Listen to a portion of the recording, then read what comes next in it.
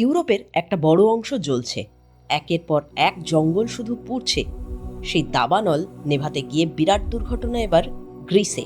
গ্রিসের রাজধানী এথেন্স থেকে প্রায় 65 কিলোমিটার দূরে দাবানলে হুহু করে পুড়ছিল জঙ্গলের একটা বড় অংশ। প্রায় 100 বাড়ি সেই আগুনে ইতিমধ্যেই পুড়ে ছাই। দেশের বেল হেলিকপ্টারগুলি সেই আগুন নেভানোর কাজ করছিল। সেই রকমই একটি হেলিকপ্টার থেকে আগুন নেভানোর রাসায়নিক জঙ্গলের উপর ফেলার কাজ করার সময় পিছন থেকে একই কাজে নিযুক্ত আরেকটি হেলিকপ্টার এসে তাকে ধাক্কা মারে। পথ দুর্ঘটনার মতো এবার হেলিকপ্টার দুর্ঘটনা। ঘটনায় অজ্ঞান অবস্থায় উদ্ধার করা হয় পিছনের হেলিকপ্টারের ড্যানিশ কপ্টার চালককে। পরে তাকে মৃত ঘোষণা করা হয়। হেলিকপ্টারের আরেক আরোহী গ্রিসের দমকল বিভাগের আধিকারিককে হাসপাতালে ভর্তি করা হলে সেখানে তার মৃত্যু হয়। তবে সামনের হেলিকপ্টারের ব্রিটিশ চালক ও আরোহী দমকল বিভাগের কর্মী প্রাণে বেঁচে গিয়েছেন।